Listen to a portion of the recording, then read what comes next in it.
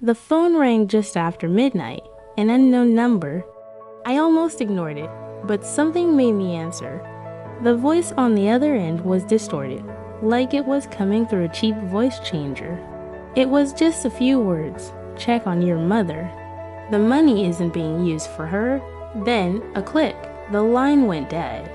I stood there in the dark, the phone cold in my hand, my heart pounding a frantic rhythm against my ribs. For 2 years, my life had been a repeating cycle of work, eat, sleep. I took on every extra shift I could, moved into a tiny apartment to save on rent, and ate instant noodles more times than I can count. Every cent I saved went into a joint account I shared with my sister, Sarah. The account was for our mother. 2 years ago, she'd had a severe stroke. The doctors said she needed round-the-clock care, specialized therapy, and a specific diet. I couldn't leave my job. It was the only way to pay for it all. Sarah, who lived closer to our hometown and was between jobs at the time, offered to move in with Mom and be her full-time caregiver. It seemed like the perfect solution. I would provide the funds. She would provide the care. We were a team. But over those 2 years, a strange distance had grown between us. My weekly calls with Mom became shorter, more strained. Her speech was already difficult after the stroke, but it felt like she was fading away from me. When I'd ask Sarah about it, she'd just say Mom was having a bad day or that she was tired. The updates were always vague. She's doing okay. The therapist came today. She ate well. Meanwhile, Sarah's complaints grew louder. The work was exhausting. Mom was difficult. The money was never enough. Every conversation we had seemed to end with her talking about how much she was sacrificing.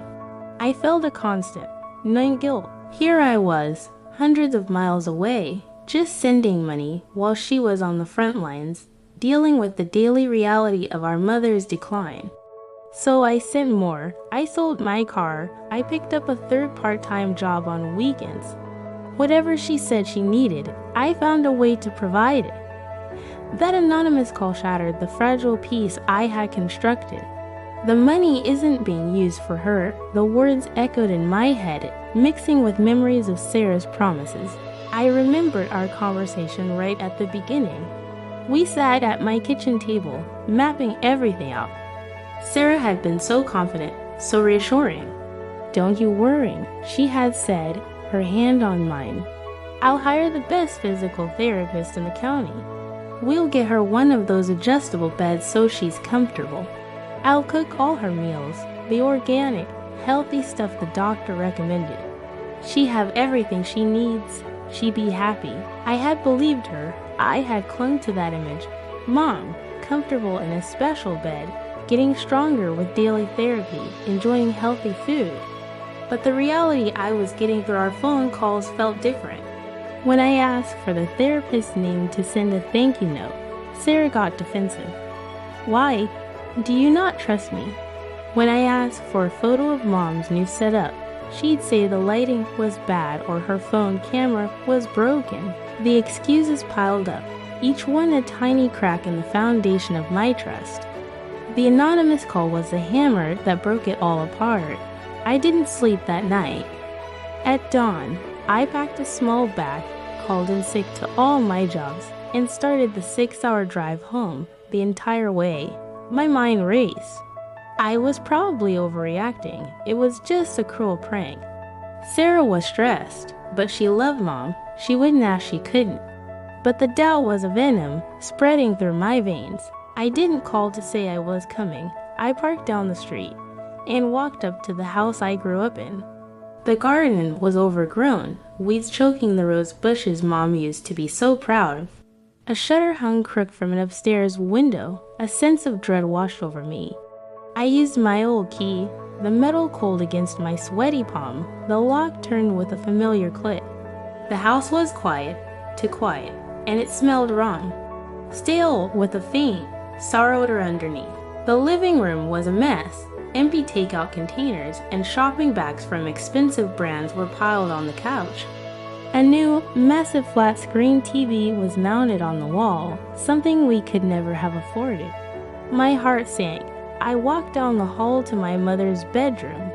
The door was ajar. I pushed it open gently. The sight knocked the air from my lungs. Mom was in her old bed, not a fancy adjustable one. She was lying on her side, staring at a blank wall. The room was dark, the curtains drawn. There was a glass of water and a plate with a dry piece of toast on the nightstand. She looked so much thinner, so much smaller than I remembered. Her hair was unkempt, and her eyes looked hollow.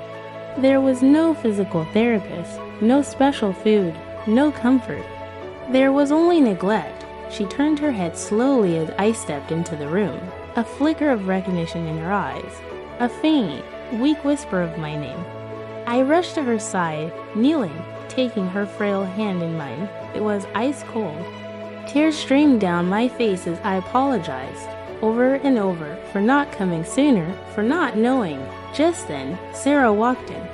She was holding a new designer handbag, and she froze in the doorway, her eyes wide with shock.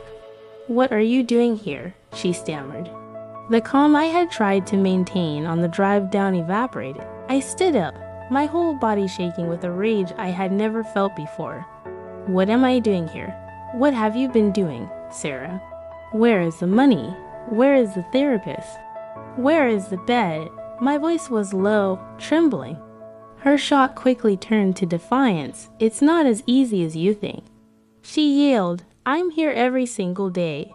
Do you have any idea how hard it is? I needed things too. I deserved a little something for myself for all the sacrifice. A little something." I gestured around the room at our mother. "This is what you call care. I worked 3 jobs. Sarah, I sold my car. I ate garbage so that Mom could have the best. And you spent it on TVS and purses." The argument escalated. It was ugly, filled with years of unspoken resentments. I accused her of theft, of betrayal. She fired back, her words turning into cruel, personal attacks. She called me selfish for leaving, for building my own life while she was stuck here. She said I was just trying to ease my own guilt by throwing money at the problem. Then came the final blow. She looked at me, her face twisted with a mix of anger and self-pity, and said the words that would haunt me forever. "You think you're so much better than me, don't you? With your career and your important life. You ran away from all this. You left her with me. Maybe if you'd been a better daughter, she wouldn't have ended up like this in the first place." She stormed out, and the slam of the door echoed through the house. Then silence. The anger drained out of me, replaced by a heavy, quiet clarity. I looked at my mother, so small in that bed, and the truth settled in.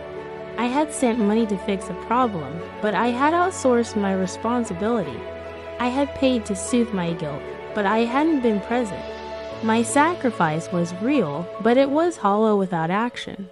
I realized something standing there, in that quiet, dusty room. Love doesn't work on autopilot. And trust, once it's broken like this, doesn't grow back the same.